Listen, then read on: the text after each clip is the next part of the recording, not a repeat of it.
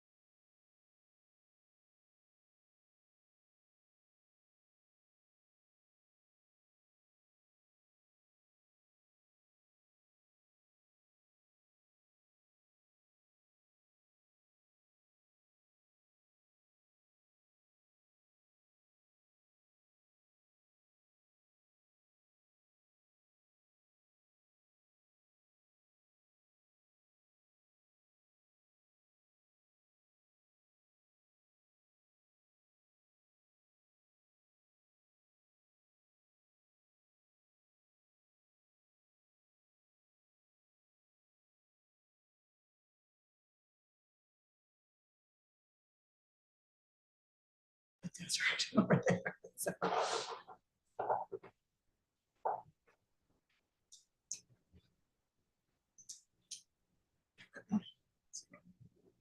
That's why I left that one. Oh, yeah, this that helps probably. A little bit. I never did. Have you heard of the loose? I'm gonna get one of their consoles. They're like all the rage indoor Yeah. ones, but they like. But they're Rochelle's round muted. and they like circle, they like Oh. scream all the way around. Good evening. Okay, good. Good evening, everyone. I now call to order the regular meeting of the Board of Trustees of Oak Grove School District on April 18th, 2024 at 5:02 p.m. May I have a motion and a second to approve the agenda as submitted? Motion to approve. Second. All in favor? Aye. Any opposed? Okay, hearing none, the agenda has been approved as submitted with two absent. The board will now recess to close session to discuss public employee performance evaluation of the superintendent, public employee discipline, release and dismissal, government code section 5495-7, public employee employment superintendent, government code section 5495-7, public employee appointment of the superintendent, government code section 5457. Confer with labor negotiator, student discipline case number 23/24-03S, case number 23//24-04I, and case number 22/23-05S, and liability claims government code section 5495-6.95. Persons wishing to address the board on closed session items may raise your hand via this Zoom feature to speak. Please reference the agenda item in your public comment. Is there anyone here to speak on closed session items? No virtual comment. Okay, seeing none in person, we will now recess to closed session and return at approximately 6 p.m. Thank you.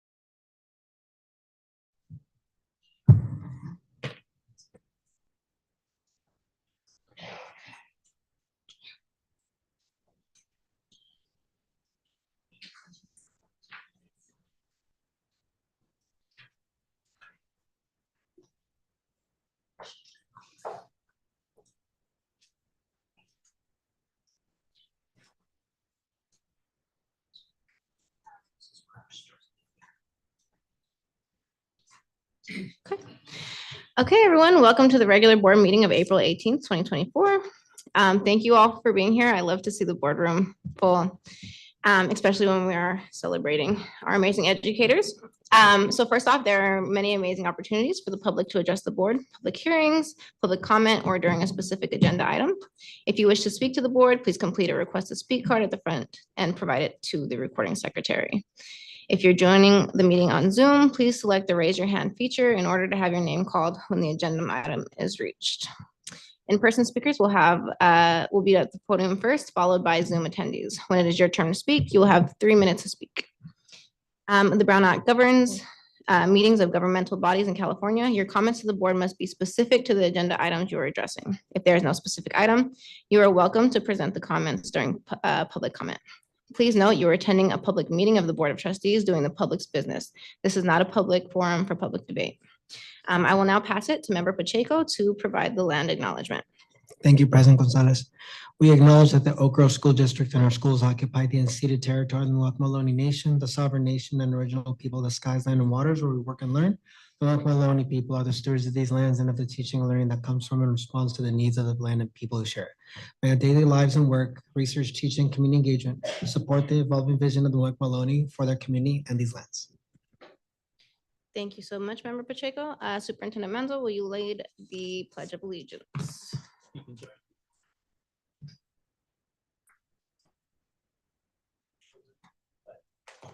Allegiance to the flag of the United States of America and to the republic for which it stands, one nation, under God, indivisible, with liberty and justice for all.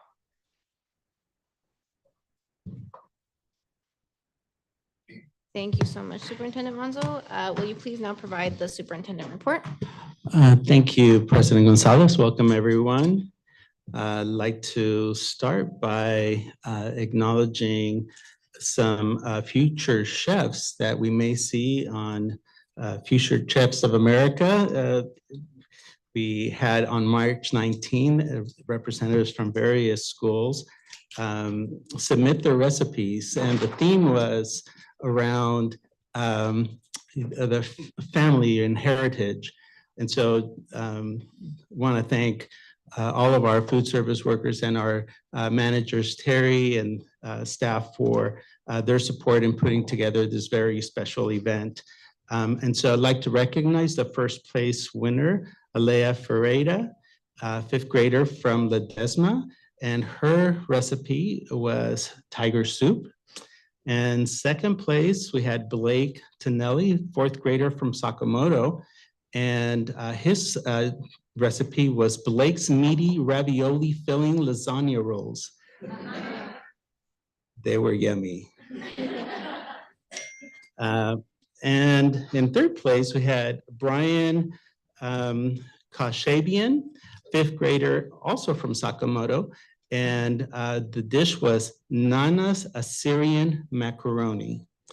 And I have to say, all of the dishes, if you look at some of the pictures online, were just amazing, and just a really special treat and activity for students to express their creativity, but also share a little bit of their heritage, their history, and their culture through food, which we know is so powerful as well. So thank you. I also like to recognize this year's Glenn Hoffman Award recipients. We have Del Roble Two-Way Bilingual Immersion Program that will be recognized for the Glenn Hoffman Award.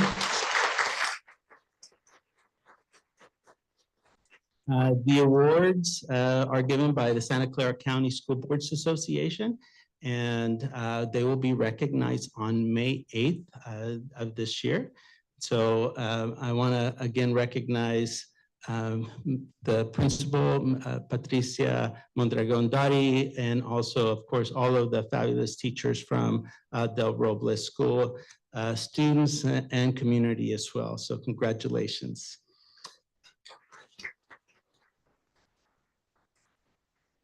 An opportunity for a number of ET visits, Sakamoto on March 15th, Ledesma on March 19th, and I want to thank Vice President Jacob for joining us on just a wonderful visit at Ledesma School. At Oak Ridge on March 19th, Baldwin March 20th, Stipe on March 21st, Hayes on March 26th, and Parkview on March 27th.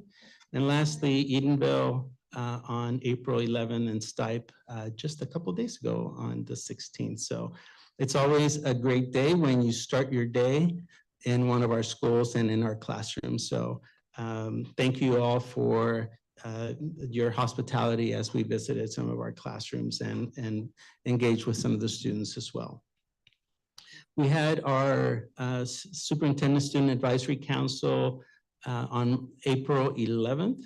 And they helped us with a public service announcement, an announcement or created a video to help build awareness and understanding how important it is, and I think all of you here can relate to this, how important it is to take care of our Chromebooks and our devices.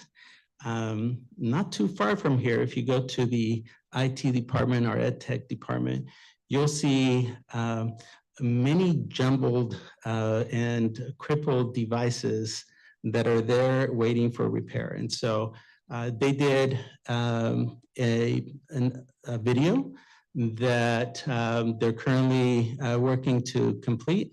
But the idea is to bring awareness and understanding of how important and critical these devices are for, not just for taking tests, but also just creating an access point for technology for all of our students in our classrooms as well. And so I want to thank Ms. Sheetal Singh that helped organize this event, as well as our ed tech specialists, Steve Harmon, Bruce Neff, and Sergio Rizzi for their support in the project as well.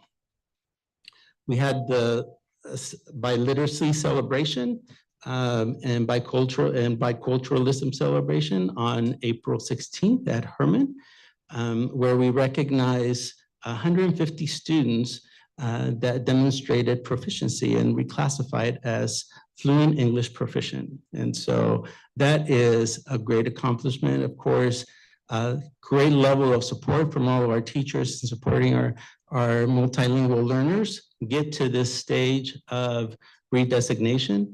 As you're probably aware, our students that are redesignated as fluent proficient, English proficient, are our highest academic achieving subgroup in the district. And so it's a significant accomplishment as students that are come from the diversity of language other than English have an opportunity to celebrate this tremendous accomplishment of biliteracy as well. And so I want to thank all of our staff. It's a collective effort of teachers, classified staff, everybody in our system that creates the supports to allow these something like this to happen. Excuse me. And last but not least, we're here also to celebrate our Vision Awards for tonight.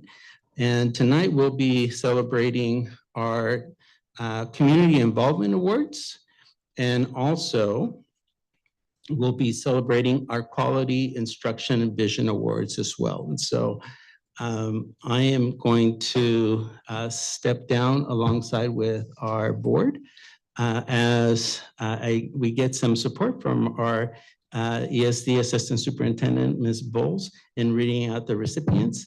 And if you can come up to be recognized by the board as well. So, all right. So if the board would join me.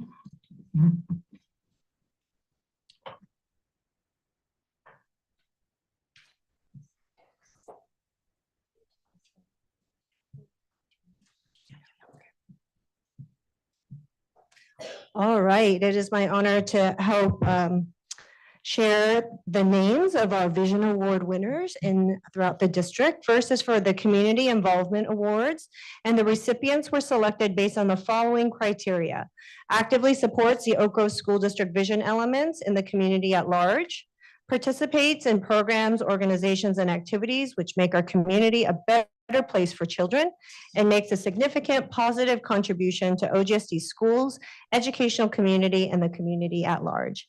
So first from Anderson Elementary School, Instructional Assistant, Donna Parcos.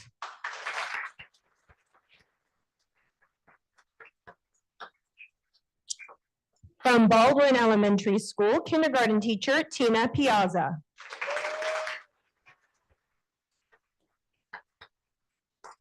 Also from Baldwin Elementary, Home and School Club President, Mayra Garcia.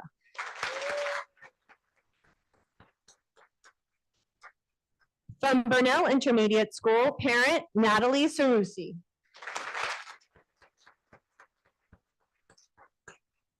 From Davis Intermediate School, Unit Director at the Levine Boys and Girls Club, Daisy Sapong.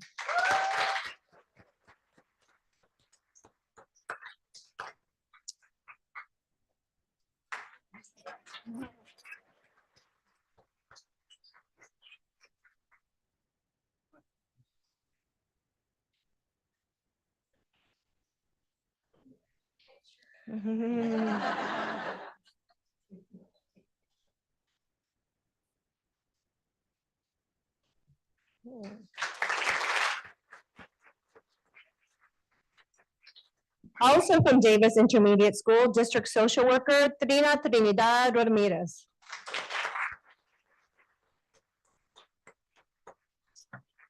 From the Del Roble Two-Way Bilingual Immersion Program, Norma Corton, second grade teacher.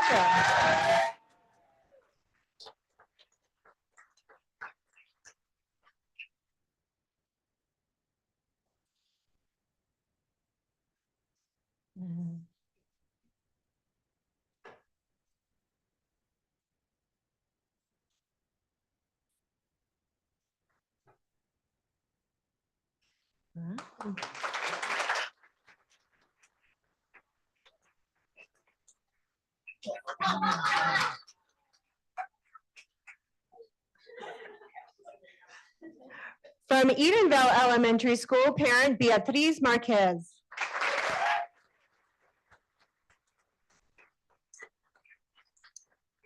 From the Educational Services Division, Administrator on Special Assignment, Sheetal Singh.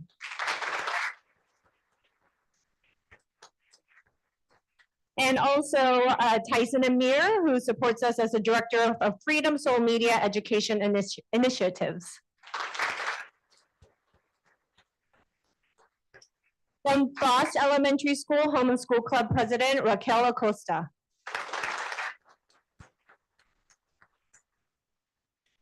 From Hayes Elementary School, first grade teacher, Nicholas Berry.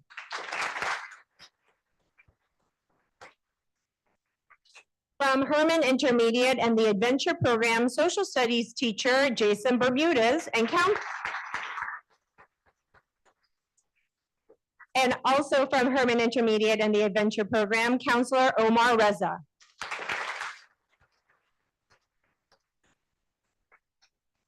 From Indigo School, PTA President Rebecca Barnes.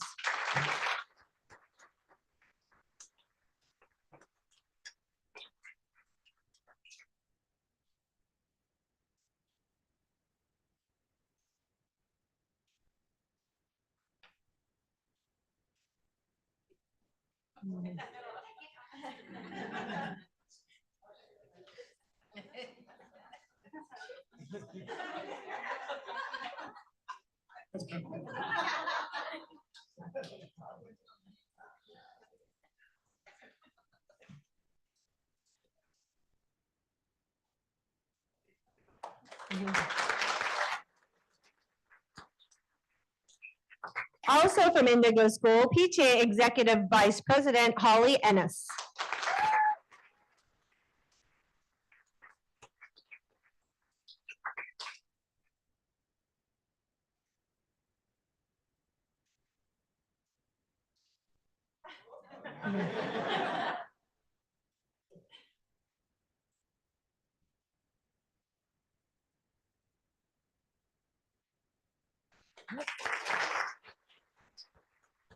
From Ledesma Elementary, Home and School Club President Desiree Major.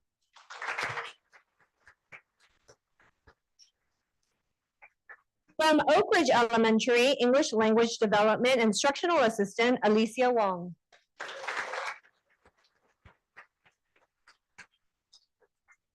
From Parkview Elementary, PSCA President Jessica Ballett.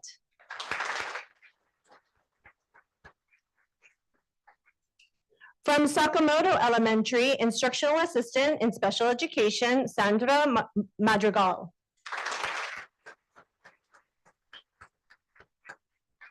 Also from Sakamoto Elementary, Project Cornerstone Parent Volunteer Rhea Bradbury.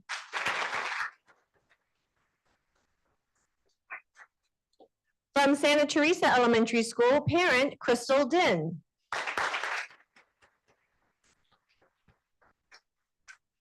From Santa Teresa Elementary School, Vice President of the Santa Teresa Home and School Association of Fundraising, Genevieve Locale.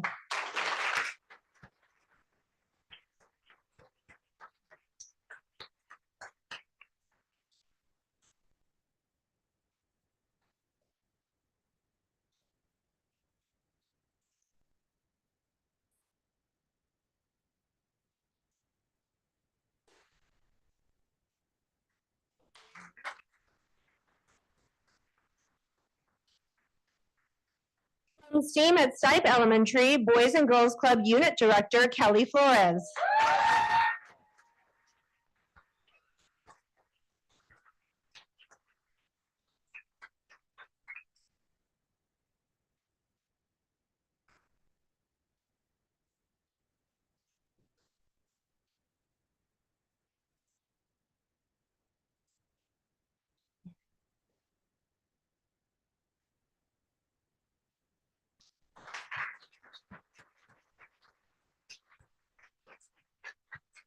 Also from STEAM at Stipe Elementary, first and second grade teacher Trin Nguyen.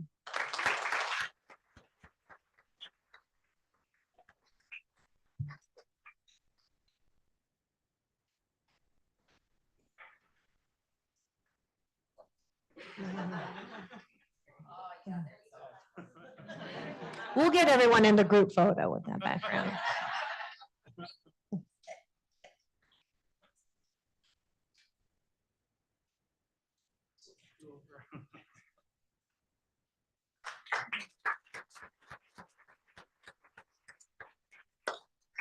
And lastly, for the Community Involvement Awards from Frost and Taylor Elementary School District Community Liaison, Monet Lewis Hall.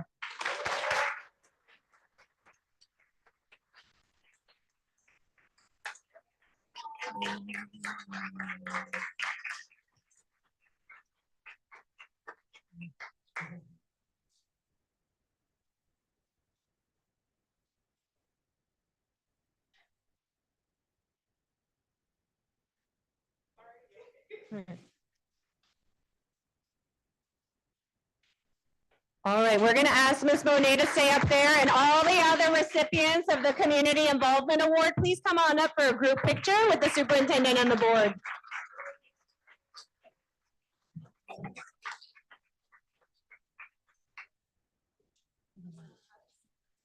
All the recipients have received a little write-up of their nomination as well as a certificate delivered to their school site. So we're excited to honor them all in person here today.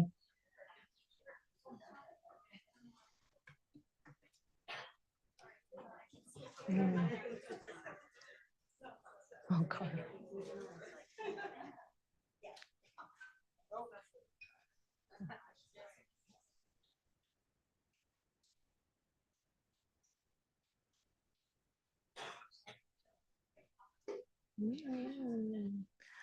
One big round of applause for all of our Vision Award winners for community involvement.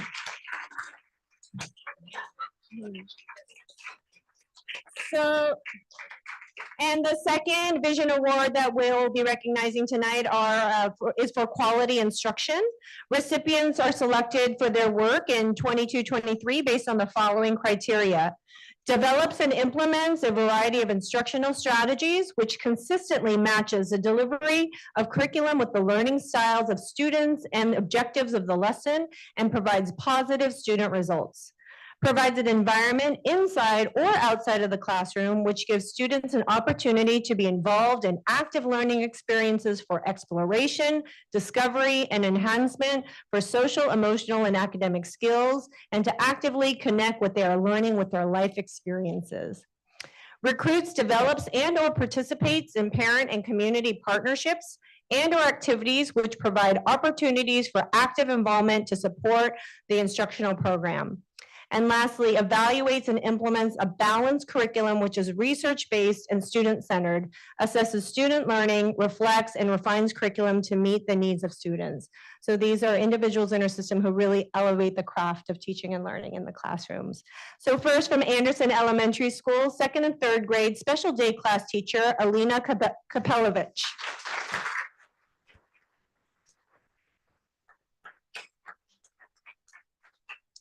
From Baldwin Elementary School, sixth grade teacher, Bridget Gatch.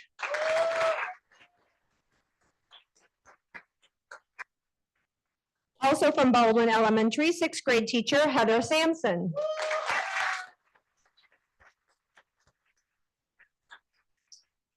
From Burnell Intermediate School, eighth grade US history teacher, Jennifer Slater.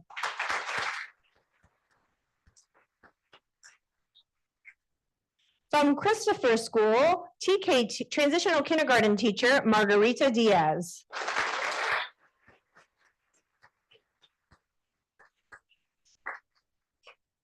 And also from Christopher, transitional kindergarten instructional assistant, Alicia de Anda.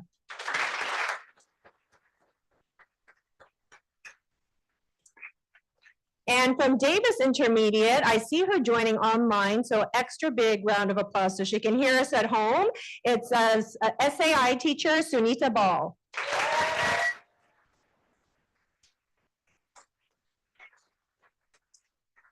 From Del Roble Two-Way Bilingual Immersion Program, kindergarten teacher, Ana Mendoza.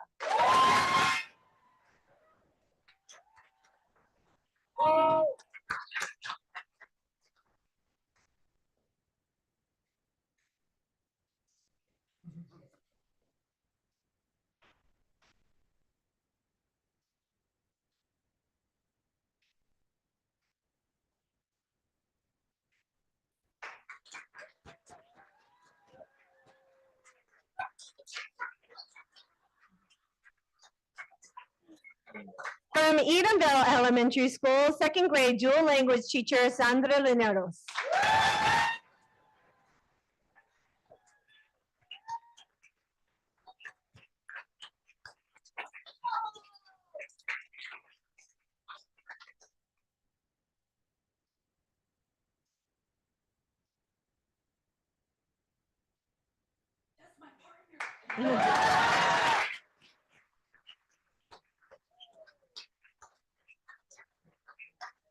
So beautiful to see the support. Thank you all for coming out. We're not done yet though.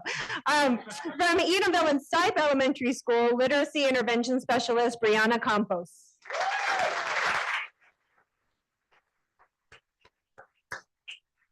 From Foss Elementary, sixth grade teacher, Bin Do.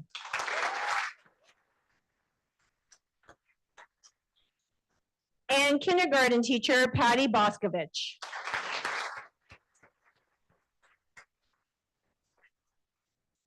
Supporting Hayes and Santa Teresa Elementary School, literacy intervention specialist, Joan Fossum.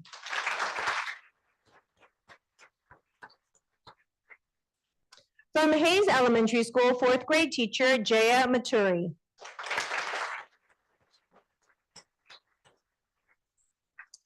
And English language development instructional assistant, Maria Alonso.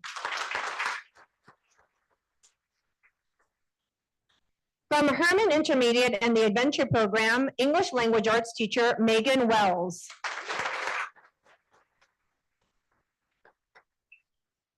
And science teacher, Vicki Toe.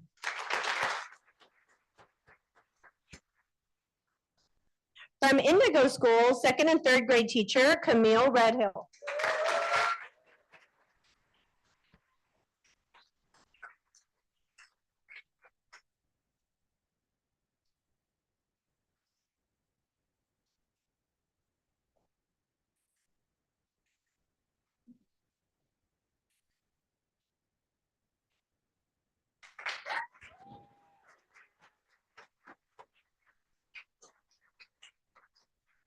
From Ledesma Elementary School, fourth grade teacher, Michelle Israel.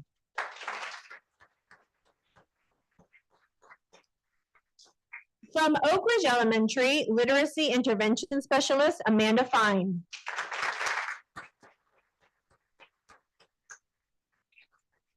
And third grade teacher, Jolenta Guevara.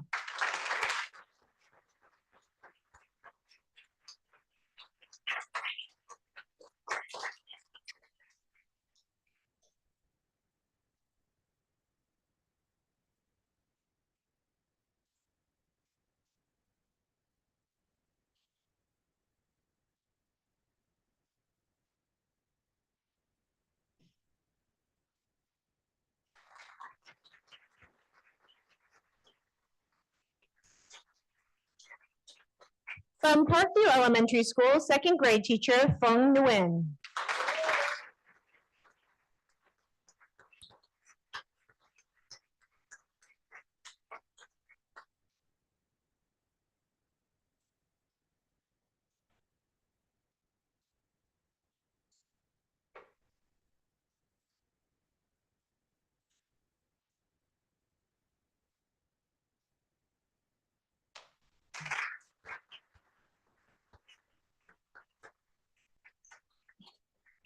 From Sakamoto Elementary, literacy intervention specialist, Amanda Boniface.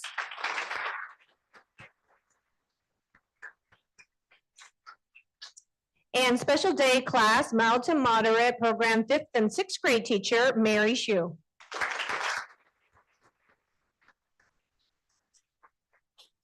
From Santa Teresa Elementary, first grade teacher, Beth Charles.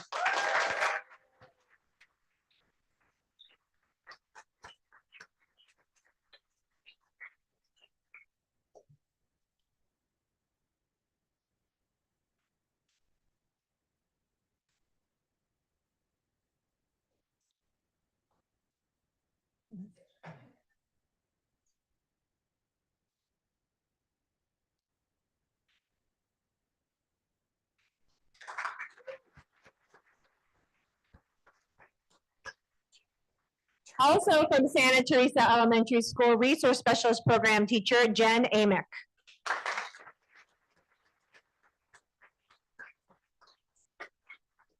From STEAM at Stipe Elementary, second grade teacher, Deborah Downing.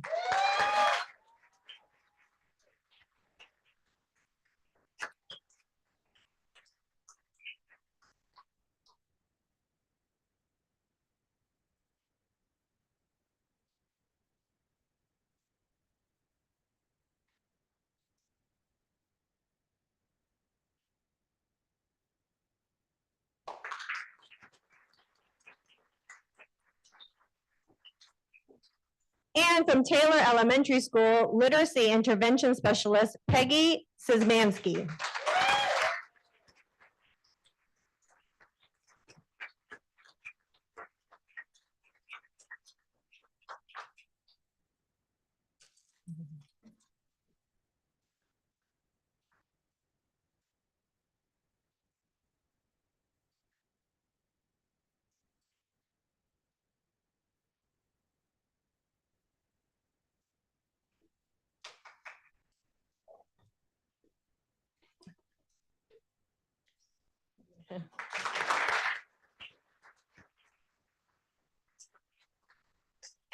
Also from Taylor Elementary School, fifth and sixth grade teacher, Daniel McDonald.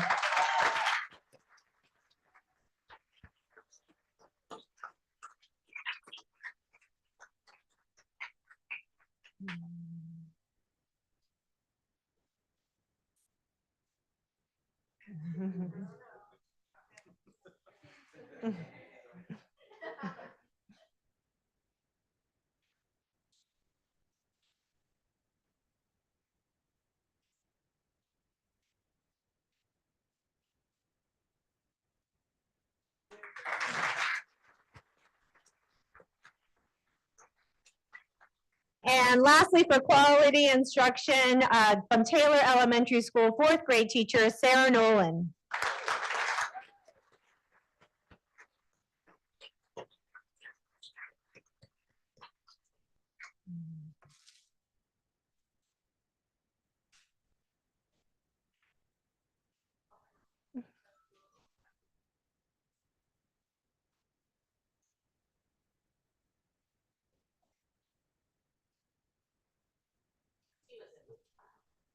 Oh.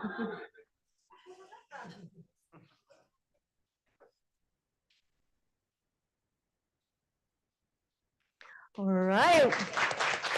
We're gonna ask Ms. Dolan to stay on up here and have everybody else come on down for a group picture of our Quality Instruction Vision Award recipients.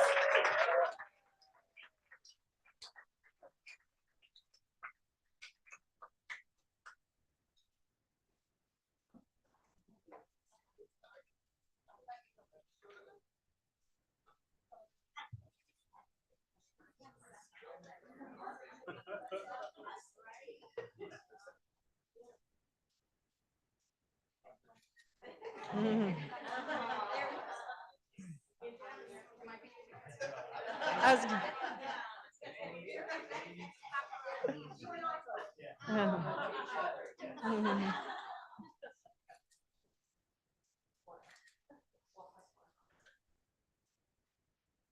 Another big round of applause for our Quality Instruction Vision Award winners. And thank you to the staff, families, and community for coming out to support them and to cheer them on. Thank you so much.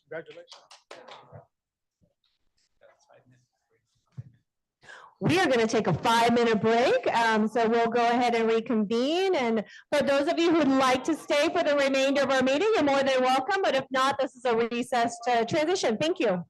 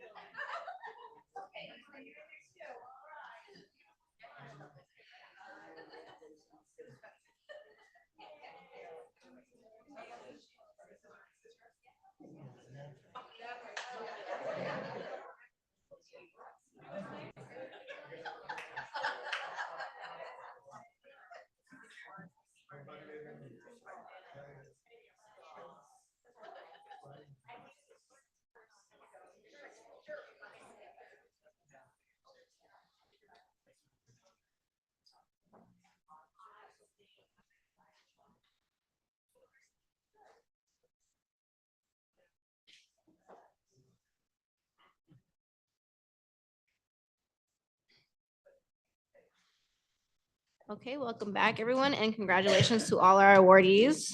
At this time, we will resume with our meeting. The board met and closed this in closed session to discuss public employee performance evaluation of the superintendent, and no action was taken. Public employee discipline, release, and dismissal, government code section 5495-7, and no action was taken. Public employee employment of the superintendent, government code section 5495-7, and no action was taken. Public employee appointment of the superintendent, code section 5495-7, and no action was taken. Conference with labor negotiator, and no action was taken. Student discipline case number 23/24-03S. And the recommendation for student 23/24-03S. The Board of Trustees orders the expulsion of student 23/24-03S through December 31st of 2024 and suspends enforcement of expulsion order based upon successful completion of the documentation of completion of all rehabilitation requirements. Student 23/24-03S may petition Oak Grove School District or subsequent school district for a reinstatement at a comprehensive public school outside of Brunel Intermediate. Okay, student number 23/24-04I, and the recommendation is, and the board of trustees expel student 23/24-04I through December 31st of 2024. Based upon successful completion and documentation of the completed of all rehabilitation requirements, student 23/24-04I may petition Oak Grove School District or subsequent school district for reinstatement at a comprehensive public school. And student number 22/23-05S, based upon the current information reviewed in this case, the Board of Trustees makes the finding that student did not meet the conditions of the rehabilitation plan and continues the expulsion of the student in case number 22/23-05S until the requirements of the rehabilitation plan have been met and documented, and the student petitions Oak Grove School District for reinstatement to a comprehensive public school. The Board of Trustees continues to refer the student to Sunol Community Day School as an alternative.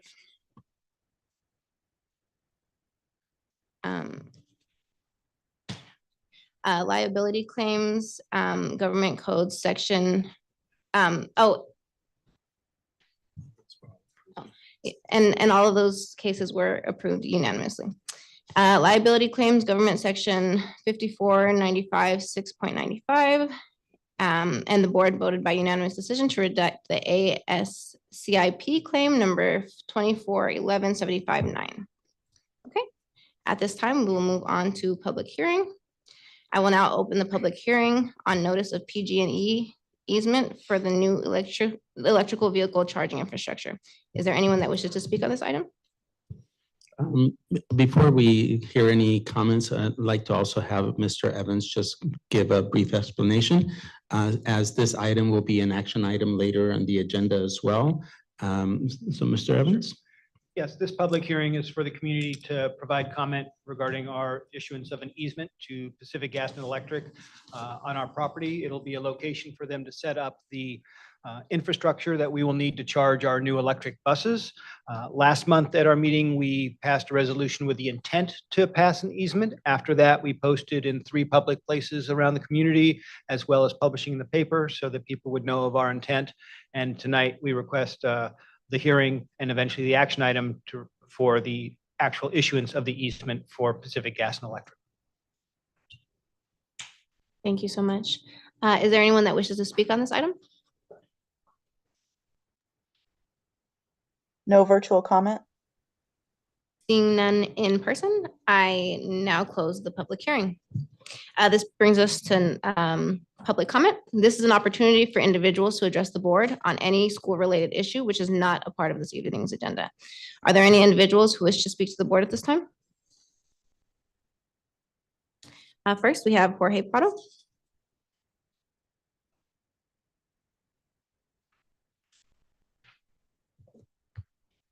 Good evening, Madam President, Madam Vice President, board members, executive team. This is a coincidence on my addressing to the board tonight with superintendent's part of his report and a tiny little bit with the previous point. So I was not sure if I should address it in that one or in this one. So I decided to use this one. Knowledge of languages is a doorway to wisdom, said around the 13th century, second half, Roger Bacon. And we just have a celebration of bilingualism. We had a beautiful presentation on the budget as well. And I'm touching that because it's part of what I want to talk, and also this point of PG&E. We're trying to create bilingualism, not just Spanish, but other languages, because 82 languages are spoken just in San Jose. We have this ceremony, big thing. But we have a big influx of Latin Americans, particularly from Colombia and Venezuela, into our district. And all these kids are trying to learn, one, the life in the US, the language, how everything is taught, trying to learn. And working with them, I have said it this maybe the third time, and I'm going to keep repeating myself. And I hope you don't get bored about it. But if we have these dual immersion programs, 3 schools, and we have electric buses now, and we're going to have electric chargers for fancy things. And if I read it wrong, not wrong, there should be 20 cars or something along those lines that PG&E will support somehow the cost of it. So that will not affect the budget. That's the part, Mr. Evans. That's why I bring him in. So I hope we can bring buses to make these kids learn immediately, not putting teachers to try to figure out how to teach them, using translators, using other students to know what they have to do, what is happening in the classroom. Why? I'm not saying don't do the same for the other ones. Hopefully one day we will have 82 language schools. A dream? Yeah, I'm not going to stop dreaming. But maybe we can have something like that. That bilingualism will be just in Vietnamese, in Farsi, in Russian, in Ukrainian, in Korean, in Nahuatl, in Arapaho. We make a pledge in Ohlone, on every single language. That will be nice. That will make this country what it's supposed to be. An immigrant on all languages accepted, not just looking me bad because I'm a monolingual and speak English. It's not even an official language, according to my knowledge. I'm sorry for that. So please, get buses and transport them to these sites. Enroll them immediately. And don't wait 2 years, 3 years, 4 years, 5 years in order that these kids learn English and catch up with their peers. I'm so sorry. Thank you, Mr. But Prado. please think about it. Sorry, Thank you so Madam much. President. Next, we have Julie Cordy.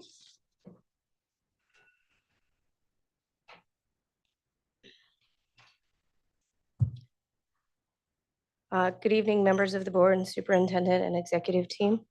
My name is Julie Cordy. I teach first grade over at Christopher School.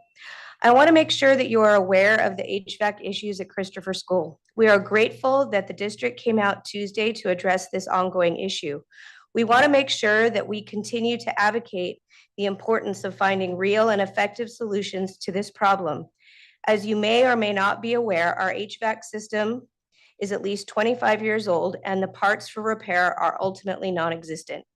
According to the district representative, we are rapidly approaching full system failure, and the new system will not be in place until 2025-2026 school year.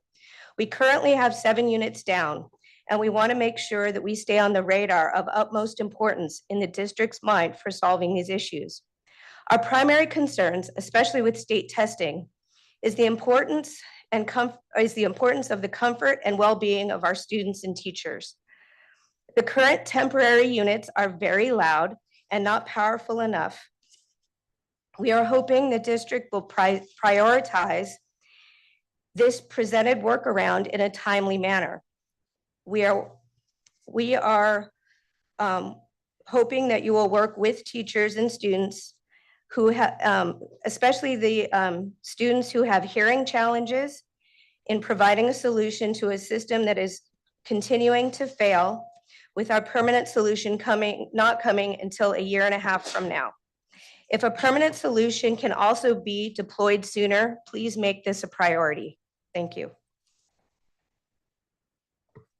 Thank you so much, Julie. Next, we have Maribel Fong.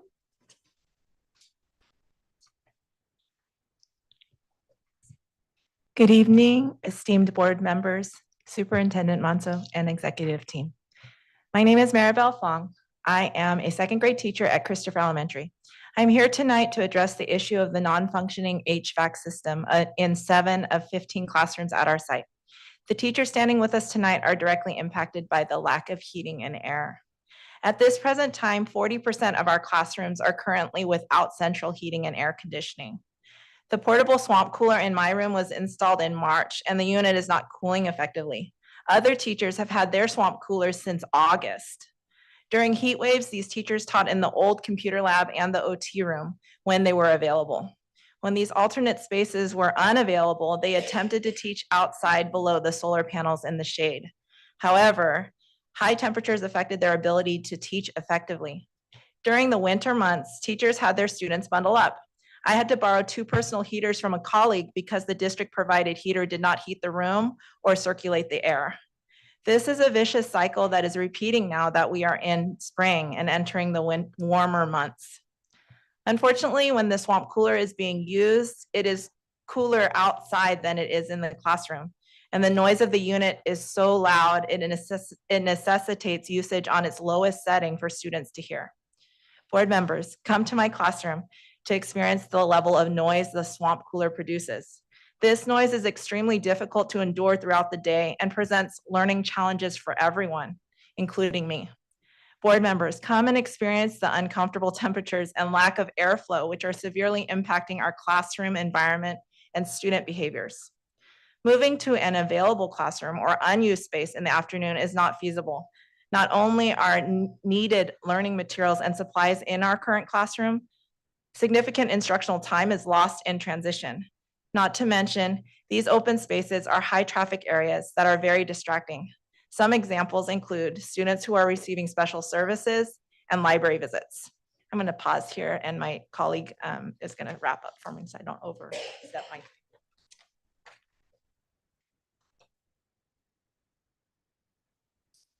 Yeah, just give us a moment to reset. Good evening, board. I'm Corin James, and I'm here in support of my colleagues, and I'm going to be continuing Maribel Fong's statement. Ms. Fong has students with neurodivergent needs who are sensitive to noise and students who have respiratory health issues. Additionally, there are students who are covering their ears due to the noise and are complaining of headaches and allergies. It is an untenable situation. Whether it is on or off, the unit is interfering with teaching and learning as students are unable to hear and unable to focus. As the classroom teacher, she cannot hear the students directly in front of her. To echo our colleague Julie Cordy, we appreciate the attempts to find solutions to an AFAC system that is quickly approaching full system failure. We are asking that the district continue to creatively come up with effective solutions that will provide a quiet, comfortable learning environment for all. If MOT's proposed solutions are ineffective, we ask that the district explore other viable options. We are grateful that there is a plan for a permanent solution in place, and we understand the process and timeline involved.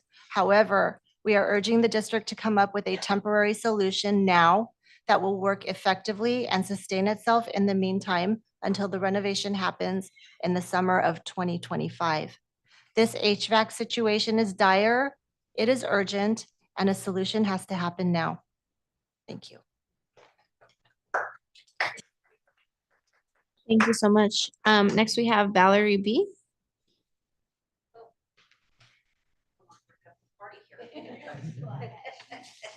Yeah, stay up here with me.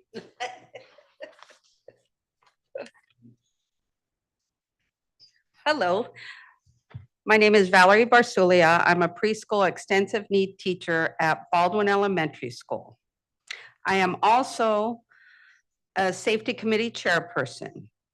As you know, Baldwin Elementary School recently stayed open during a 3-day power outage. So yes, there are many safety concerns we are currently meeting about. But that is not why I'm here. My purpose tonight is to invite you, the board members, to join a happy hour hosted by the safety committee, including my partner, Martha Prado. She's my partner on the safety committee. And we want to invite you to the happy hour, which is going to be at Keys on April 26th from 4 to 6. Now, there have been many safety concerns during the school year, but don't worry, this is not a setup to address all the safety issues. The purpose of inviting you is to provide an opportunity for guests to get to meet you as individuals. So if I can please approach the board to pass out my invitations that the children help make. I feel like I'm asking in a courthouse. Can I approach the bench? Could I please pass out the invitations? Come on in, come on in. Thank you.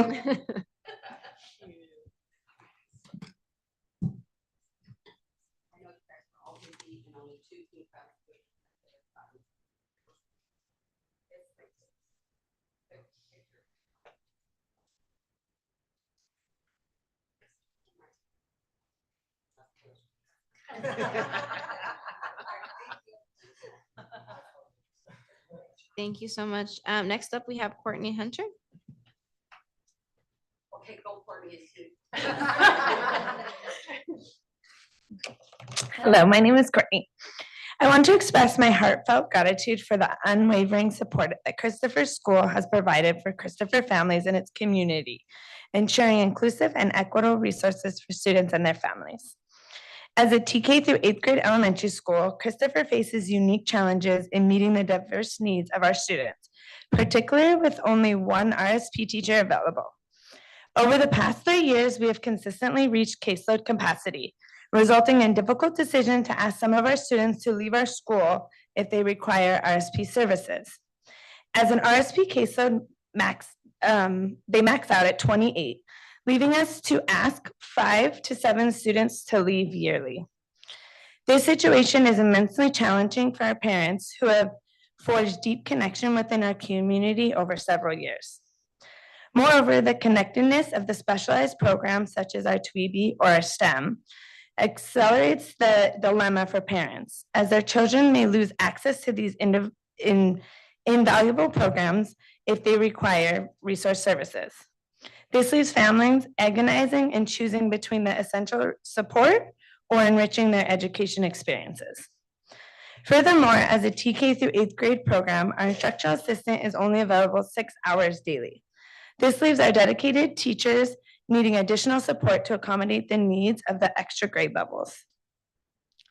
The shortage of resource places an immense strain on our educators, hindering their ability to provide the high quality small group education that the students deserve, especially those with services.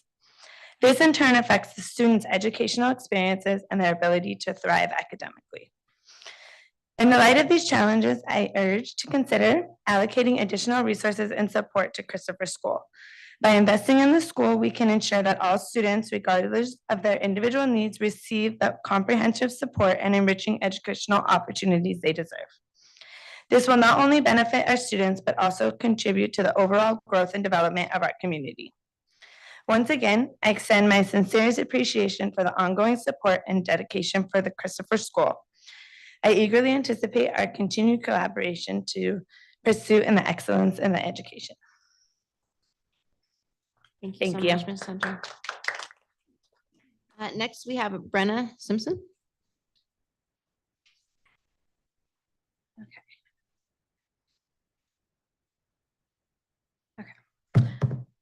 I am also going to be addressing the HVAC system from a parent perspective. Both of my children attend Christopher. My son is in one of the unair conditioned rooms. In my understanding, based on the information communicated by the board, is the delay is a permitting issue.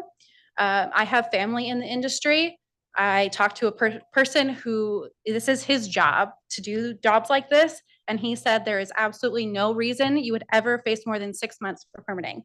So with all due respect, I don't believe that it's a permitting issue. And on top of that, there are people in the office, the permitting office, that when it is critical, they will push through permitting. When 6-year-olds are in 90-degree classrooms, that's critical. That's critical. Looking at your website, I can't find any current or past bids. Are you even addressing the process? Is it any kind of process? Sorry, I'm very nervous. In a coffee with Jose in this fall, I was assured that this was going to be addressed this summer. It is no longer the case. It is looking like a whole other year with no guarantee that's even true. I know funding is a great concern to the district and is likely a large factor in this case. But when we're talking about funding, we know that we're talking about attendance. However, by putting children in these truly dangerous situations, it is on you when they stay home because of headaches, dehydration, and other health-related issues. God forbid something even worse than that. I never thought I would have to weigh the risks of heat stroke when sending my child to school. As the temperature rises, there becomes no reason to send my child to school. He cannot focus, he cannot learn in those temperatures. I am in a classroom 3 days a week, and those kids are giving up recess to sit in the shade and they come in, and even in the shade, they're coming in drenched in sweat, and they do not have a safe place to go. Their classrooms are boiling hot. They are sitting in their sweat all day. I also the last thing, I just want to acknowledge that the temperature in this room, despite it being filled with people all day, all this last hour and a half, is still quite cool. It's a manageable temperature, and the district office, as far as my understanding is, they have work being done on the HVAC system this year. You guys are guaranteeing your own comfort over that of 6-year-old children. I want you to think about that when deciding how to address this issue. Thank you. Thank you so much. Is there any public comment online? H. Thompson.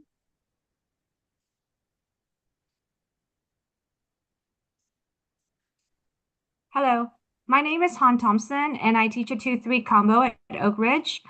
This year, I had the opportunity of attending the CTA Good Teaching Conference in San Francisco, along with 8 to 9 other teachers and colleagues in the district. And on behalf of the attendees, we wanted to just extend our gratitude and acknowledge the partnership between OGSD and OGEA to send and sponsor all of us attendees to this conference. Not only did we all learn valuable and practical strategies to implement in our classrooms, but we also got a chance to network and collaborate with our colleagues in the district, which made it all the more fun and very worthwhile. We look forward to more opportunities like these in the future, and we hope to get the word out and recruit other members to join us next year. Thank you. Thank you so much. Are there There any are no other public comments. Thank you so much. So we will now move on to bargaining unit. Do we have anyone from ASME? Going once, going twice. CSEA? Once going twice. And Monty Paz, President Berlin, if you'd like to join us for your bargaining unit comment.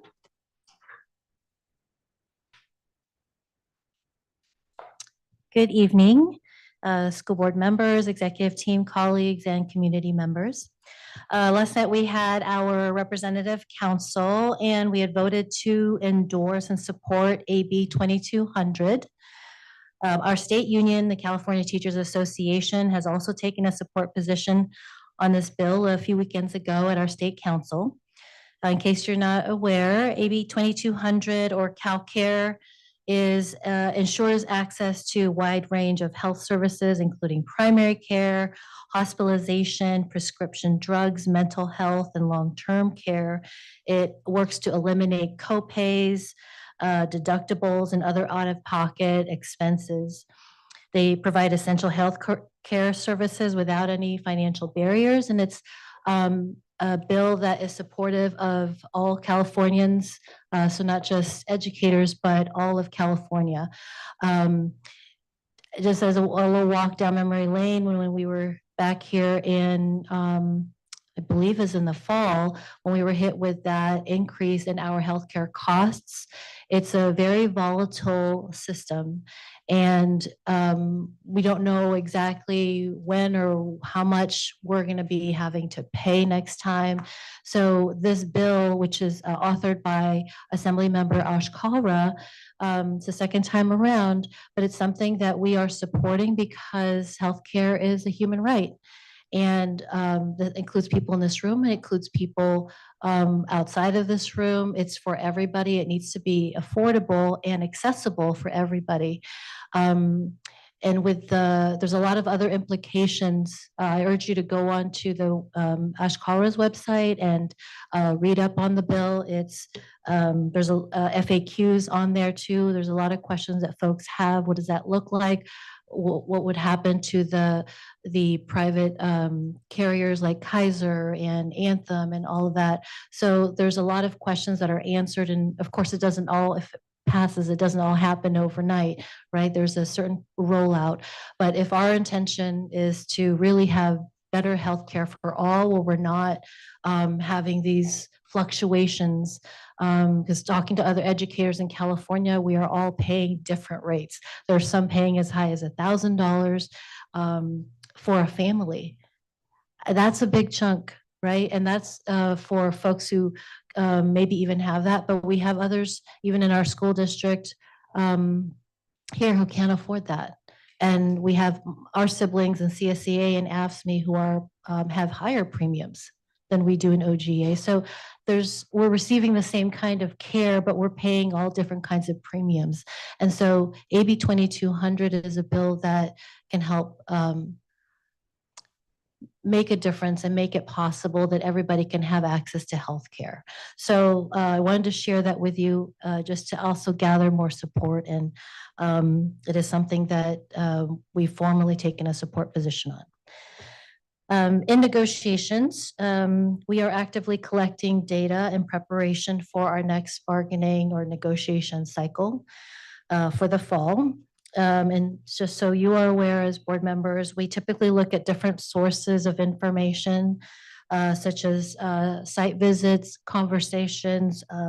We look at past grievances that we have had. We look at the whole, since this will be another 3-year, that will be opening up the whole contract. We look at unclear language in our contract or some things that we could possibly revise so that it's a lot clearer. And then there's some things too that are antiquated that we've had in there for a long time that could use some revision. We also look at MOUs that we've had the past 3 years, and we have, Yvonne and I have worked on several of those that we may want to roll into and memorialize in our CBA. Just as an update for community schools. we had passed a resolution in favor and in support of community schools in Oak Grove as our governing body, our representative council. Right now, we are also organizing within our membership and gathering signatures of support from each member. Right at this moment, we've collected about 90 signatures so far, and we'll be continuing those conversations and work as I visit the school sites in the next few months. We are eager to reach out to families again and to gain just a clear insight into what is it that they need and what is it that they love about our schools. We have also been waiting on Superintendent Monzo and his team to meet with us again to develop the timelines and the process. I'm not going to let you retire until we get that locked in. So I just wanted to share also that this morning I was able to meet with a representative from Bay Ed, which I am grateful for Superintendent Monzo for reaching out to them also as another funding source. I was able to have that conversation with them today, and it sounded really hopeful.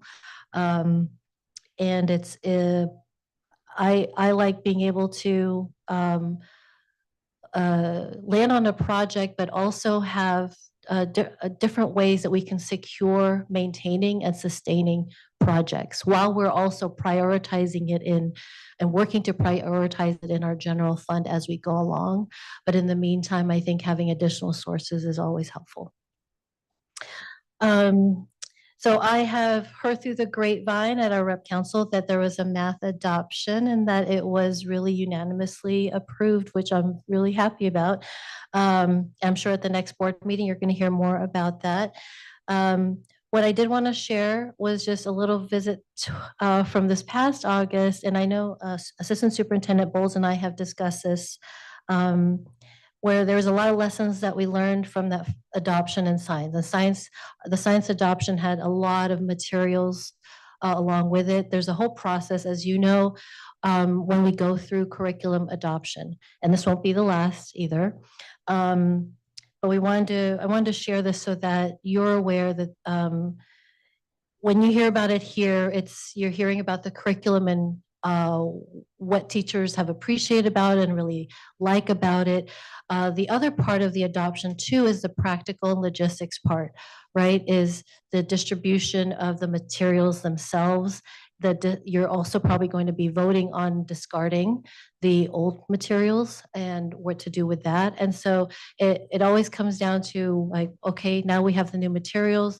What are we going to do with that? Who's going to be in charge of stamping discard on hundreds, if not thousands of books and whatnot? So that's part of the process as well. And it would be great if we could lock in that process before the year is over, so that by the time our teachers come back from the summer, materials are ready to go, and they'll have a place for them in their room if that's what needs to happen. And the other part of that too is when we are doing adoptions, what I've learned is that it's really exciting in the beginning. It's beautiful in the beginning because you're excited. There's new things. The books smell new. Everything is new. And then when you start to really live it and use the materials, it's really helpful to have a check-in period throughout that first year to see how things are going. Because even right now, as the science folks or science teachers are going through it and teachers are using the materials, it's really a different experience from piloting the program for a few months to living with it, using it every day, planning with it every day, the usability, the practicability of it.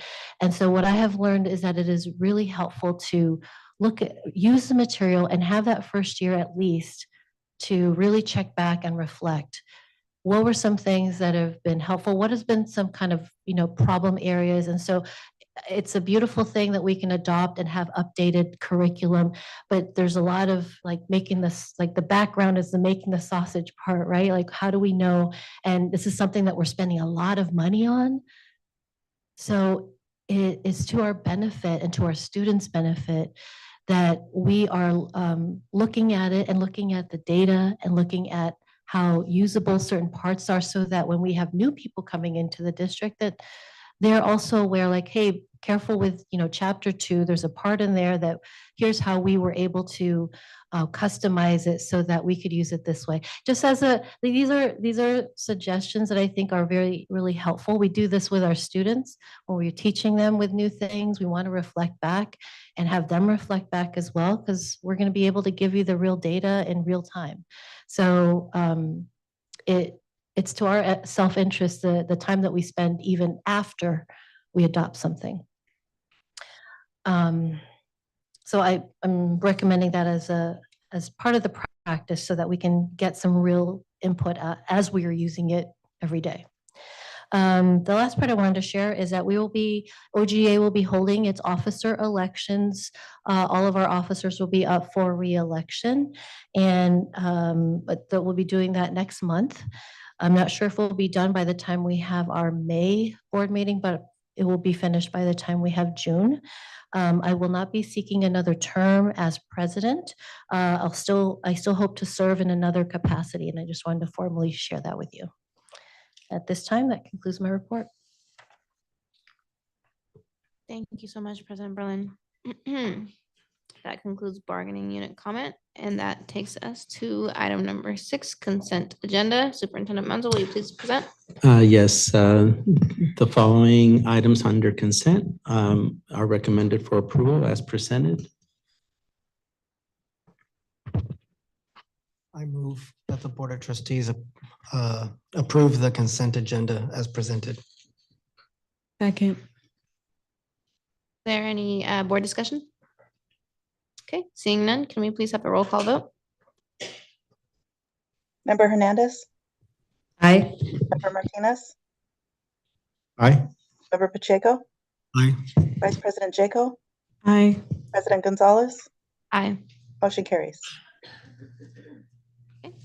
That brings us to item number 7, action items. Action item 7.1, resolution 1456-0424, board member absence, trustee Hernandez. Yes, so Education Code Section 35120C is required when there is a board member absence in order for the individual continue to receive the board stipend due to any illness, emergency, or hardship that was deemed acceptable by the board. So it is recommended that the board approve resolution for board member absence 1456-0424 for board member Hernandez. President Gonzalez, may I just approve both 7.1 and 7.2 together? That's fine. We've done that in other, and these are similar items. And so 7.2 is for board member absence for member Gonzalez. And so if the board is okay with doing it as one vote, that's completely fine. Just as a reminder, if it pertains, actually, we're going to need to do it separate because of abstention. So, because if you are the member that was absent, then you have to abstain on the vote. So I forgot about that. Yeah. So again, we'll just take 7.1, a recommendation to approve the first resolution for board member absence for trustee Hernandez. I move to approve resolution. I move to approve item 7.1. Second. I have a roll call vote. Member Hernandez, Abstain. Member Martinez, Aye. Member Pacheco, Aye. Vice President Jaco, Aye. President Gonzalez, Aye. motion carries. Okay, that takes us to action item 7.2, board member absence, President Gonzalez at special board meeting on March 18th, 2024. Okay, same explanation. So just need recommend that the board approve resolution 1457-04. Move to approve item 7.2. Second. Member Hernandez, Aye. Member Martinez, Aye. Member Pacheco, Aye. Vice President Jaco, Aye. President Gonzalez, Abstain. motion carries. Okay, and that brings us to action item 7.3, resolution number 1459-04/24, designating April 23rd, 2024 as School Bus Drivers Day. Superintendent Monson? Thank you. Thank you, President Gonzalez. I'd like to have Associate Superintendent Mr. Mark Evans present this item.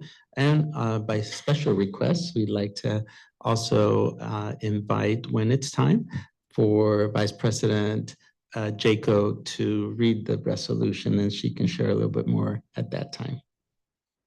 Okay. Excellent. Thank you. It's requested that the Board of Trustees adopt Resolution 1459-04/24, designating April 23rd, 2024 as School Bus Drivers Day. The purpose is to draw special public attention to school bus drivers for their continued excellent service. The state legislature set aside the fourth Tuesday of April to take this action and officiate School Bus Drivers Day. School districts, California Highway Patrol, all appreciate the work that our drivers do to get students safely to and from school, helping students on and off the bus, supporting students with special needs, buckling seatbelts, and so many other things. They're often the first school employees that students see and the last ones they see on their way home. So Resolution 1459-04/24 designates the district recognition of School Bus Drivers Day on this year, April 23rd. We'll coordinate with Child Nutrition Services to arrange the celebration on that week. So we recommend the approval of the resolution.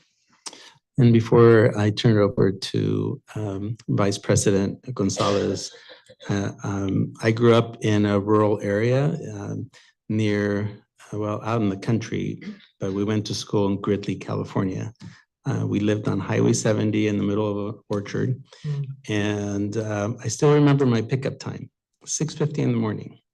And I still remember I went on the bus every single day from the time I came to the US and started school to the time I graduated high school, and to school and back home. So it is just, I think we sometimes overlook individuals that are so special and have that very ongoing connection with our students. So with that, I'll turn it over to Vice President Jaco.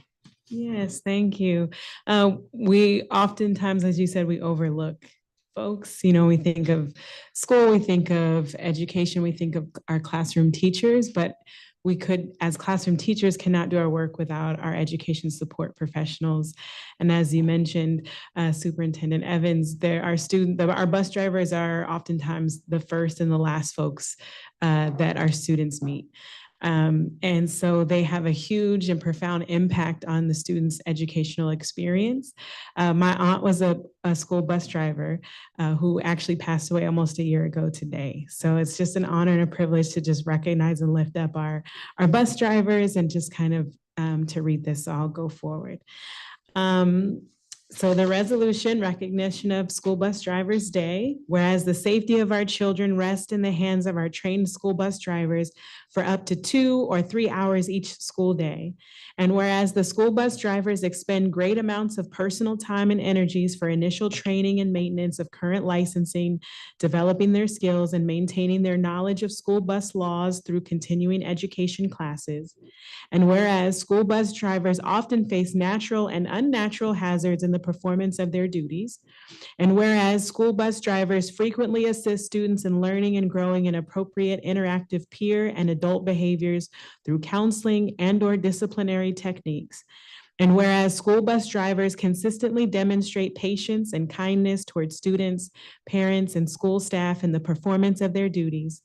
And whereas school bus drivers consistently demonstrate an awareness of their direct attention to the school bus and school bus routes, mechanical and safety conditions respectively. And whereas many school bus drivers perform their services for thousands and thousands of accident-free miles year after year. And whereas an effective school transportation program requires that school bus drivers be supported by a team of skilled and conscientious mechanics, clerical staff, dispatchers, and trainees. Now, therefore be it resolved that the Oak Grove School District Board of Trustees hereby recognizes and lauds its school bus drivers and their support team on the fourth Tuesday of April annually for their continued and excellent services of the youth of the Oak Grove School District, passed and adopted by the Board of Trustees of the Oak Grove School District of Santa Clara County, State of California, this 18th day of April 2024 by the following vote.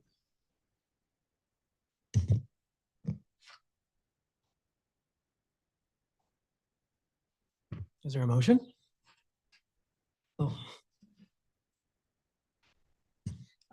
I move that we pass the resolution as presented. second. May I have a roll call vote? Member Hernandez, Aye. Member Martinez, Aye. Member Pacheco, Aye. Vice President Jaco, Aye. President Gonzalez, Aye. motion carries.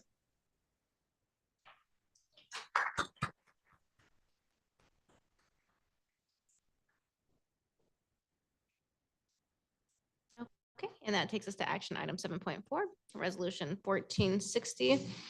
04/24, recognizing the month of April as National Arab American Heritage Month, and this will be presented by Trustee Pacheco. Thank you, President Gonzalez. I first want to acknowledge the co-author of this resolution, which is the District Advisory Committee President, Sanaya Nashashibi. So she's right over there. So thank you so much. And she'll be sharing her thoughts later today. And this resolution is really special because and from all my years being on this board, we've never recognized formally April as National Arab American Heritage Month. So I'm going to go ahead and read the clauses, and then I would be happy to make a motion and receive a second and hear public comment on it. So whereas the Oak Grove School District Board of Education is honored to join communities throughout the country to recognize and celebrate April 2024 as National Arab American Heritage Month, whereas each April since 2017, the United States celebrates Arab and Arab American culture and contributions to our nation and local communities. And whereas every April, the Oak Grove School District shall celebrate Arab American Heritage Month, given the rationale herein provided. Whereas Arab American Heritage Month is an opportunity to share the contributions of Arab and Arab American people across various fields, promoting representation, understanding, and inclusivity within the school environment. And whereas acknowledging both the presence and importance of Arab American students, families, and staff members aligns with our Oak Grove School District's commitment to diversity, inclusion, and belonging, and supports our efforts to enhance students' sense of belonging, cross-cultural understanding, and promote global citizenship. And whereas the Oak Grove School District recognizes significant contributions of Arab and Arab American individuals in our community, state, and the world as leaders, scientists, politicians, educators, authors, artists, public servants, and more, and who have helped form the fabric of American history. And whereas Arab Americans have made crucial contributions to our collective struggle for a more just and fair society, leading movements for social justice and working to ensure that the opportunities that they have secured are extended to others. And whereas the California Department of Education, Santa Clara County Office of Education, the Oak Grove School District Board of Education encourage all schools and local educational agencies to proactively communicate with educators the importance of integrating Arab American studies within the local educational agency's curriculum. And whereas fostering a sense of belonging and ensuring students see themselves reflected in the curriculum and schooling are essential elements in promoting inclusive education. And whereas promoting understanding and providing students with diverse perspectives and histories are vital tools in combating racism and discrimination against Arab and Arab Americans. Whereas it is incumbent upon us to prioritize this focus due to the escalating concerns of anti-Arab racism and Islamophobia, both nationally and globally. And whereas Arab Americans are not recognized through a respective category in the US Census, and because of this, reporting numbers for population are almost never exact. The US Department of State does estimate that there are more than 3.5 million Arab Americans in the US, from a variety of faith backgrounds, including Christians, Jews, and Muslims originating from any of the 22 Arab-speaking countries. Whereas this includes over 700,000 Arab Americans in California, the largest number in any state, with specifically the Bay Area being home to some of the US largest Arab populations, including Lebanon, Egypt, Iraq, Palestine, and Morocco. And whereas in March 2024, the federal government established a new Middle East and North Africa category for the US Census, this development highlights the importance of acknowledging Arab American presence in the country and their heritage from the Middle East and North Africa.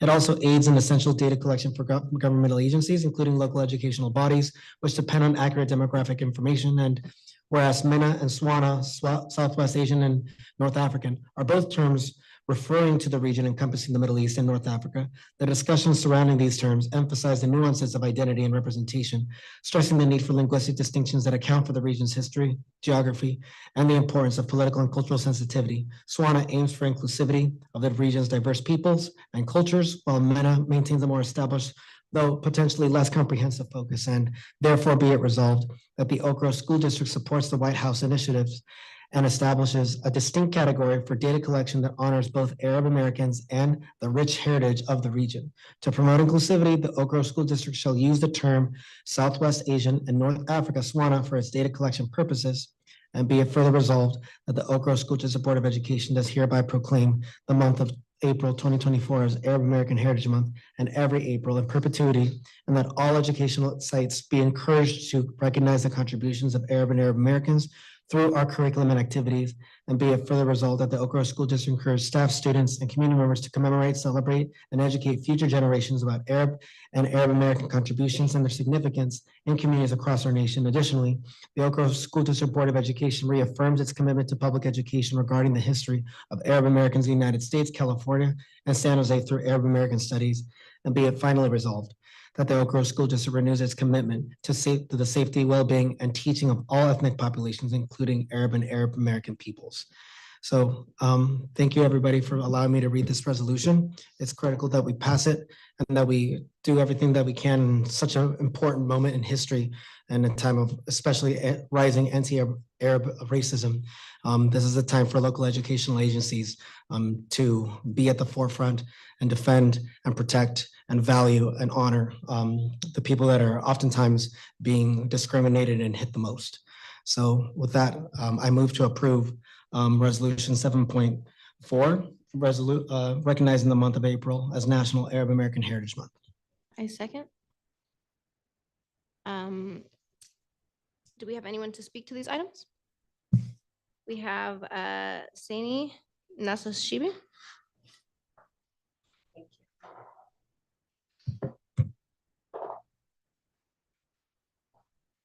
Sorry, I need to. Hi, my name is Sanana Shishibi, and I'm a parent of three small children, 2 already enrolled here in Oak Grove and 1 that will join in a few years. I'm an educator. I'm a Palestinian American. And I've always proudly identified as an Arab American. My husband is also Palestinian American, and I speak on behalf of both of us. I'm struck by how emotional I feel hearing that read out. And so I do want to first start by thanking you, Trustee Pacheco, for extending the opportunity to co-author this resolution with you. And beyond that, I just want to express my gratitude for you for consistently showing up for kids like my own who have historically been unrepresented or underrepresented in our educational experience. I also want to express my deep gratitude for you, Superintendent Monzo. I've been proud to be a parent in a district underneath your leadership. I appreciate how you've always been a champion for equity and social justice. And I'm grateful for all the systems and structures you've put in place and how you're leading our district closer to being a place where each and every child can thrive. I'm optimistic about the resolution that we've submitted, and it is my belief that this resolution will be impactful, and yet planning what to share with you tonight was extremely challenging. You can obviously tell that I'm not overcome with a feeling of accomplishment, and I'm really not compelled to speak in any detail about the resolution itself. And that's because upon reflection, I do believe, even if I believe that resolutions like this are needed and impactful, it feels very disingenuous to me to not name the elephant in the room. There's an ongoing genocide of Palestinians being live streamed on social media for our students to experience and for parents like me to navigate with our children, with very little, if any, acknowledgement, let alone condemnation from our teachers and leaders. And yet I believe in public education, and each and every day I'm expected to drop my kids off and trust that schools will properly care and educate my kids. So there's this impossible dance that I'm doing with myself today. I want to come and say this resolution is awesome. I appreciate it. Acknowledging the beauty and the culture and the contributions of our people is needed. And I certainly know that not just my kids' friends and peers and other kids will notice and appreciate the inclusion. And yet, how genuine does this progress feel if you're also not speaking out against the ethnic cleansing, displacement, and starvation of our family members and kids that share the same identity as my kids? If passed, I don't want to be dismissive. I want to celebrate progress. I want to appreciate any and all steps our district takes to be more inclusive, but I also need to exemplify integrity for my children. For my family, that means speaking our truth. And the truth is this resolution does matter, and I urge you to pass it. But it's also true that more needs to be said. All kids need to see leaders speaking up and saying that what is unfolding in occupied Palestine with our tax dollars is, in the simplest terms, not okay. All kids deserve life, all kids deserve safety, and all kids should be protected. And as a district, to truly say we see you, we value you, we're here for you, I urge you, after passing this resolution, to also put forth a resolution calling for a ceasefire. Thank you. That's it. Thank you. Do I have any board discussion?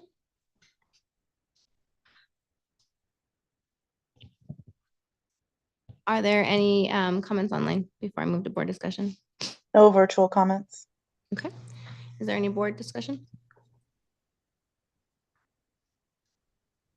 I just want to say thank you for taking the time to be here and to speak to the resolution, but also working, and thank you, Trustee Pacheco, for taking the time to write it.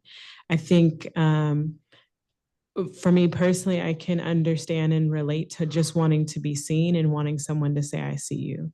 So I am hopeful that with the resolution and the passing of this resolution, that we don't just say that we see you, but that we continue to do the work and to actually walk this out, to make sure that our students and our educators and community members don't just feel seen, but they feel included in a part of this community, and that we are all working collectively together. So I just want to acknowledge and say thank you for taking the time to write this and to be here to speak tonight. I also think it's important to really give honor to the vulnerability that you shared too, and to make sure that our values are aligned with our actions. And that of course includes leaders at Oak Grove being clear that we do not support genocide, and that to also support National Arab American Heritage Month, it also means to, of course, stand against genocide, and to make sure that if we honor any Arab American population, that also includes those that are most vulnerable and being most discriminated against during this really difficult time. So if I could be that first leader at this podium to say that, you know, that's how I feel, and I'll keep fighting against what we're seeing unfold in the Holy Lands. Thank you so much, Member Pacheco. If there's no other discussion, we can move for a roll call vote. Member Hernandez? Just 1 second, just one last thing. You know, we have a couple of existing structures that could be a place and a forum to continue that dialogue through both our DEIB committee structure and also our ethnic studies committee structures. And so I think there are opportunities to embed this conversation and part of the resolution as within the structures that already exist, with the intent of inclusivity and the intent of advancing areas that we need to grow in, not just as educators, but as a society as well. Was there a second to the motion that you proposed? Yes, I Oh, second okay. it. Yeah, Thank you. we can move forward with the roll call vote. Member Hernandez? Aye. Member Martinez? Aye. Member Pacheco? Aye. Vice President Jaco? Aye. President Gonzalez? Aye. Motion carries. Okay, that takes us to action item 7.5, resolution number 1461. 04/24 in recognition of Day of the Teacher. Superintendent Monzo. Thank you, President Gonzalez. I'd like to turn this over to Dr. Titus for further presentation. Thank you, Superintendent Monzo, President Gonzalez, and Board of Trustees. It's my honor. It's my honor to bring forward this resolution for Day of the Teacher, recognizing May 8th, 2024 as the Day of the Teacher. California's Day of the Teacher has its roots in the community and is patterned after the celebration of the traditional El Día del Maestro, which is observed in Mexico and Latin American countries. Our California Day of the Teacher arose out of legislation co-sponsored by CTA and the Association of Mexican American Educators in 1982. Since then, this event has honored the instructional excellence in our public schools, community colleges, and universities. We do have a resolution, and I asked Superintendent Monzo if I could ask one of the Board of Trustees if anyone would like to read the actual resolution that is attached to this action item. Sure. Thank you. So this is resolution 1461-04/24, recognition of the Day of the Teacher. Whereas teachers develop and mold future citizens through guidance and education, acting as role models, motivators, and mentors. And whereas teachers show unwavering commitment to their students and spending countless hours preparing lessons, evaluating progress, counseling and coaching students in community engagement. And whereas no other profession touches as many individuals with such a lasting effect as teachers, who inspire their students to learn, to think critically, and to become lifelong learners. And whereas the value of effective teaching extends far beyond the confines of the classroom, yielding substantial dividends, and whereas our district and community recognizes and supports its teachers in educating the children of this community through the dedication and devotion to their work. Whereas it is appropriate that special recognition and appreciation be accorded those whose chosen work has had such profound influence on our own lives and the lives of our children, and for their continued perseverance through challenges of teaching, through ongoing local and world events. Now therefore be it resolved that the governing board of the Oak Grove School District joins school districts throughout the county in celebration of the Day of the Teacher and designates Wednesday, May 8th, 2024 as the official day of celebration of the Oak Grove School District. Thank you, Member Hernandez, for reading the resolution. It is recommended that the Board of Trustees recognize May 8th, 2024 as the Day of the Teacher. President Gonzalez. President Gonzalez, may I say just a couple of statements? Yeah, thank you. Sorry, I stepped out just for a second, but I think if folks are listening online, and maybe some of the folks that are here that's been here a while, know that it was a teacher that first made me feel that I was a capable student, Ms. Carlin. I think you've heard of Ms. Carlin. And, you know, I just feel so strongly that educators, teachers are truly change agents for our society. And it's through their care, their understanding, their encouragement, their motivation, their inspiration that give kids hope and allow them to see themselves as capable, as people of value, students of value. And that can truly transform the trajectory for generations of families. And so, you know, I think all of us in this room, or most of us in this room, are formerly teachers, but all of us in this room benefit and are teachers in educational system. So just a very special resolution. And again, sometimes we take it as something for granted because it is just part of our day-to-day and our structures that we have established in our system. But it's just so palpable how significant the potential is for our teachers and for the students that are in front of them. And so it's just really privileged to have been a part of the educational system and to have the privilege of being in front of teachers and supporting and leading a system of teachers as well. Thank you. Superintendent Monzo. At this time, do we have a motion? I'll go ahead and move that the Board of Trustees adopt resolution number 1461-04/24, recognizing May 8th, 2024 as Day of the Teacher. Second. Thank you so much. Do we have anyone in the audience to speak to this item? Are there any, seeing none, are there any virtual comments? No virtual comments. Can we please move forward with the roll call vote? Member Hernandez, Aye. Member Martinez, Aye. Member Pacheco, Aye. Vice President Jaco, Aye. President Gonzalez. Aye. Motion carries.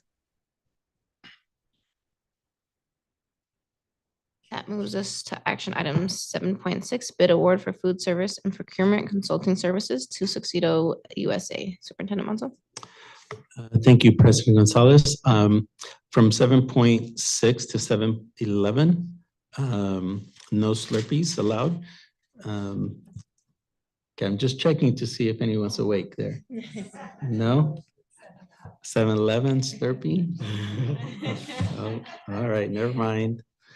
But from 7.6 to 7:11, these are items that will be turned over to the Mark Evans show. I guess these are all these items. And so instead of coming to me after each item, if it's okay, Mr. Evans will introduce and we'll take a vote on the ones that will be taking a vote.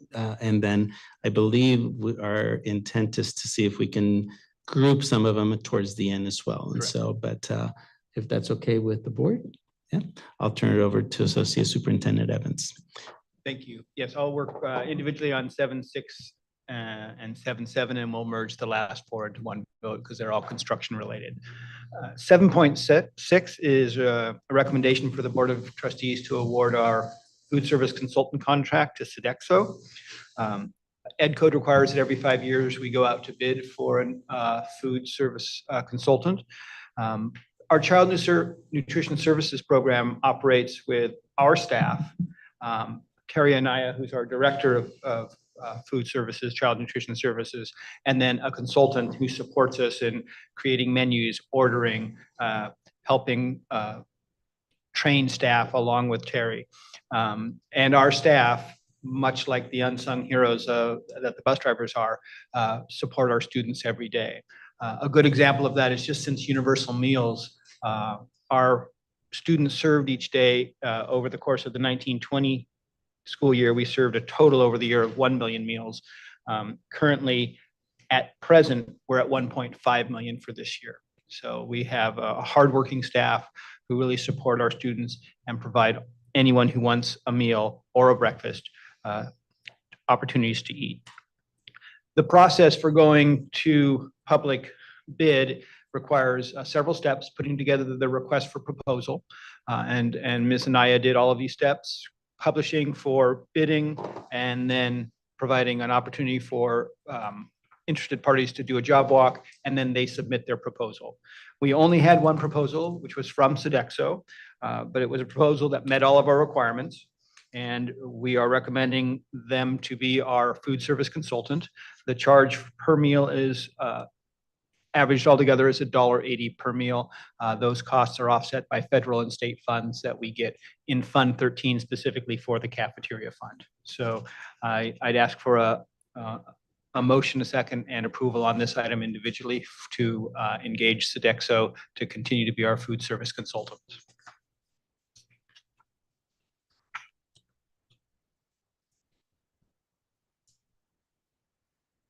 I move to adopt the item as presented.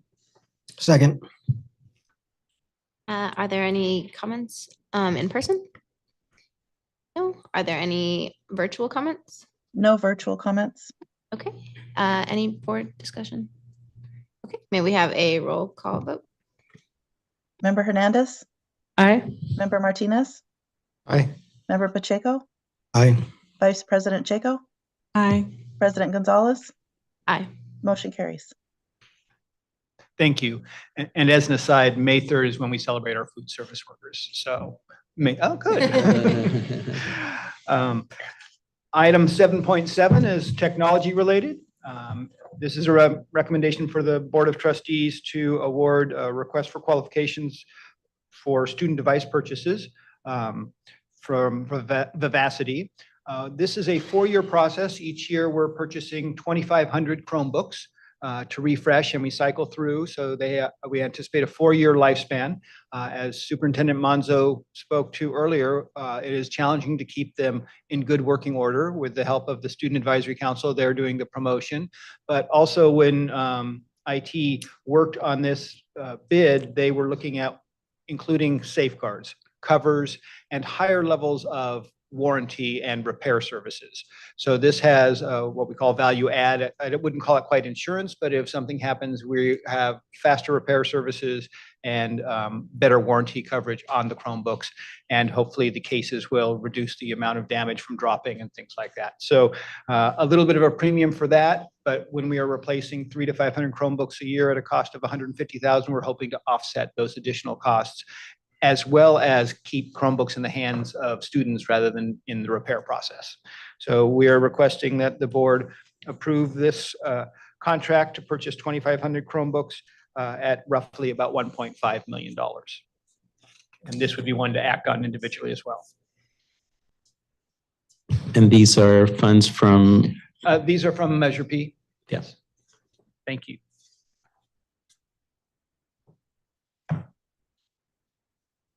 We have a motion. I move that the board approve the FRQ student device purchases as presented. Second. Are there any comments in person? Seeing none, any online? No virtual comments. Board discussion? Okay, we can move forward with a roll call vote. Member Hernandez, Aye. Member Martinez, Aye. Member Pacheco, Aye. Vice President Jaco, Aye. President Gonzalez, Aye. motion carries. All right, thank you. And then items 7.8 through 7.11 I'll present in mass. And if you have questions between, don't hesitate to ask. 7.8 is the resolution regarding the hearing earlier. This is the actual action item authorizing the dedication of the easement for PG&E. Are there any follow-up questions to that resolution or that action in issuing the easement? All right. The next item, item 7.9, is a contract for the Baldwin roofing replacement and the procurement of the materials for that roof. Baldwin has already had approved a contract to engage in HVAC renewal there. They'll be working on that, and it's wise from a construction standpoint to do the roof at the same time. This bid came in for the roof, and we'll be working on those repairs over the summer. We have an agreement with Tremco Roofing Manufacturer, and we'll be able to buy the materials, and then the Stronger Building Services will be the contractor who's actually doing the installation at a cost of $1 million for the installation and just shy of $150,000 for the materials. May I answer any questions on that item? Okay. Item 7.10 are design services proposal for Stipe Elementary modernization. As we move into implementing those bond funds with modernization, Stipe is one of the schools we're looking at. So we're getting started and engaging Derivi Castellanos architecture firm. And they will be doing the master planning and the modernization for the classrooms. They'll look at the site and do any improvements there. They'll create schematic renderings. provide cost estimates, and work through the Division of the State Architect. All of the work we do has to go through the Division of the State Architect, not local agencies. So that is a kind of a special skill set that school architects have to work with. We're also aligning our modernization schedule with the accessibility of state bond funds. If a state bond passes, that would give us access to additional dollars to support our program. So we're making sure as we start planning this, we time it so that we keep that eligibility at an optimum. Are there any questions on the engagement of DCA architects? Okay. And the last item, 7.11 is follow up on CalShape AB 841. We've had several resolutions going out for these grants. We've received, in this case, about $500,000 for plumbing upgrades. And these plumbing upgrades are largely for water efficiency, Energy Star items like dishwashers were needed that are Energy Star appliances, urinals, toilets, sinks, faucets that tend to reduce the use of water. So we received those grants, we're using those grant funds, and we'll be engaging with the bottom line utility services to actually do the installation, the purchase and installation of these devices. Any questions on those? Quick question. Yes. For 7.11, I know that the board approved to proceed with plumbing fixture replacements for all the schools listed there, including Christopher. Going back to some of the comments that were said earlier about the HVAC system at Christopher being delayed till next year, is that this work will be done this summer for This for work the will be rest- done, yes, as soon as we can engage them for the various sites. It's 3 or 4 porcelains or fixtures per site. It's not as extensive as any one site getting all new fixtures. Mhm. Is there any way that we can address this HVAC system with We're summer working, work as well? In the process of trying to replace them with similar existing ones, it really didn't work and ran into structural issues in the classroom. So that's why we shifted to make them more designed like our other schools will have venting rather than just a wall unit. So that prolonged the process. But we did meet with an electrician and HVAC people today. Maintenance walked to the site with them to find out what options can we do with window units or things that will provide us the time we need while we go through the process of going through the Division of the State Architect and getting the plans approved for the full retrofit of HVAC. I see. So it doesn't sound like it's an option for that work to be done this year. Not all this summer at Christopher. So we'll be trying to find solutions to deal with those classrooms that are out, as well as potentially finding units that we can salvage and use for parts in case other ones go down in the year ahead. I see.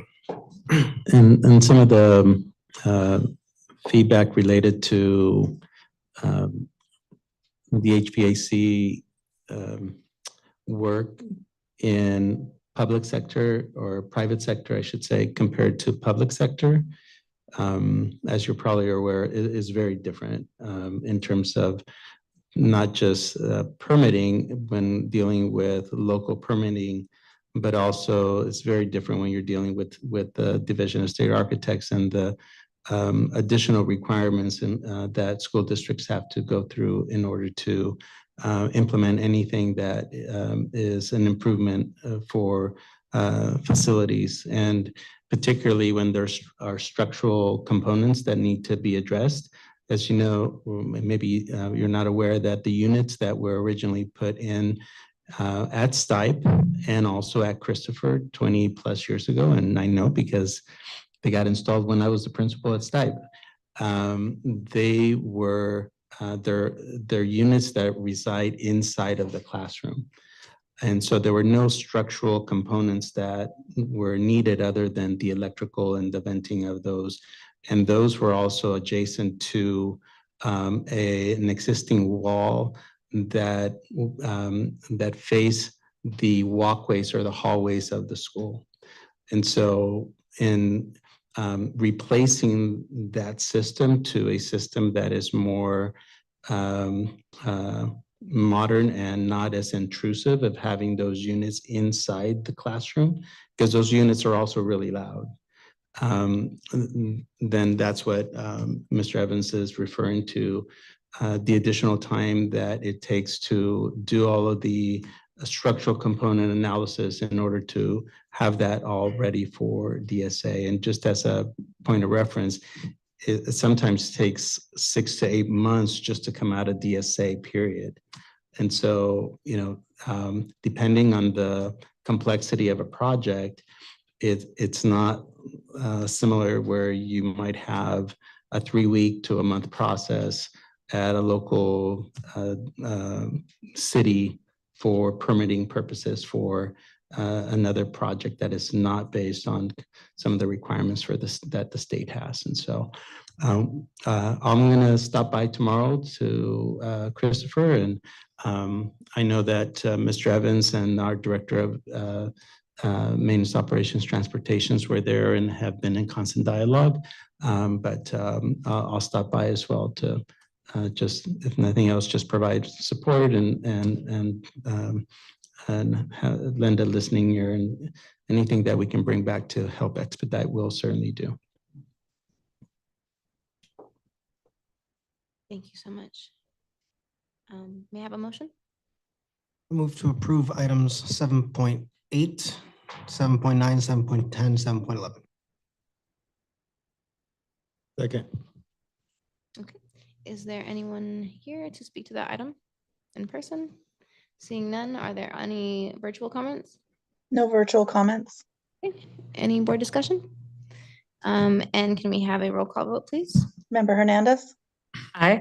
Member Martinez. Aye. Member Pacheco. Aye. Vice President Jaco. Aye. President Gonzalez. Aye. Motion carries. Great. And that wraps up our action items and brings us to correspondence and board discussion. We may now hear from the board members regarding correspondence from any individuals or organizations regarding district programs or services.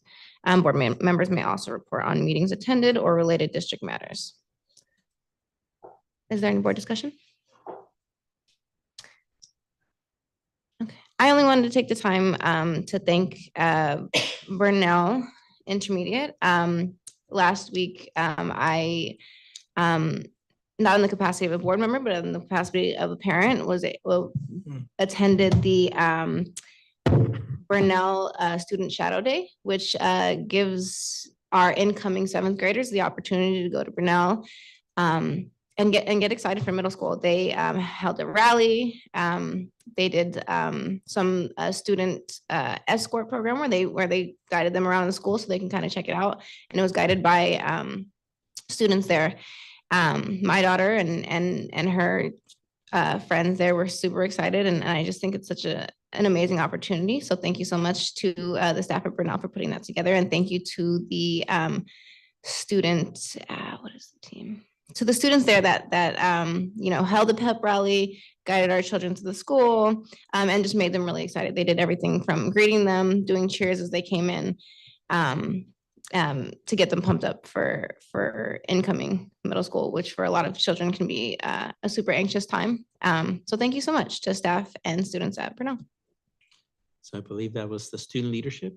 Yes. Oh, did- Student leadership, I was, group, yeah. Thank you so much to student leadership. Very impressive. Is there any other board correspondence? Okay, seeing none, we are actually going to recess back into closed session. And we will return at approximately 9 p.m. Thank you so much.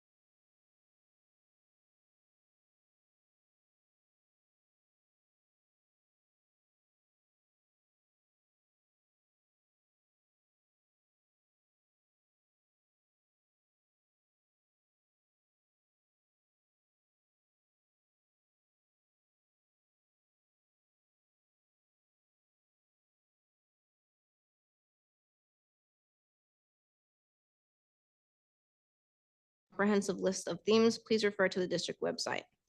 So just some of them that I'd like to highlight that came in. As far as priorities for the superintendent, we saw instruction in academics and academic achievement, safety, special education, and behavioral supports for special ed, staff salary benefits, visibility within the district, diversity and equity, student supports, transparency, clarity, and transparency with fiscal matters.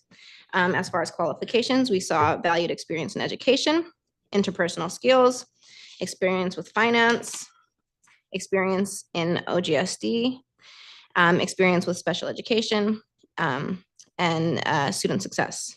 As far as characteristics, strong communication and transparency and visibility, clear vision and leadership, compassionate, caring, and kind, honest and integritous, collaborative, approachable, relatable, and personable, active listener, intelligent, and hardworking, and other areas of feedback. It was mentioned to offer superintendent a competitive salary that is commensurate to other superintendents in the county. Hire someone with teaching and education experience, an innovative leader, appointing someone from within, including staff and community members as part of the research hiring process, and an internal female candidate. As you can see, the board took a lot of time to consider all of the feedback. And so once again, we want to extend our gratitude. And with that, we have decided, considering all of the feedback, that we will initiate an interview process with qualified internal candidates and the board. We will be making a posting no later than Monday, April 22nd, with the goal of finalizing a decision by May 20th.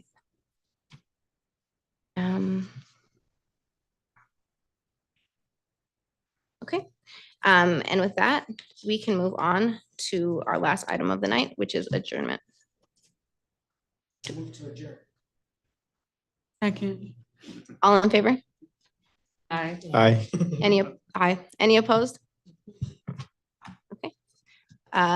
With that, we end our regular board meeting at 9:17 p.m. Thank you so much, guys.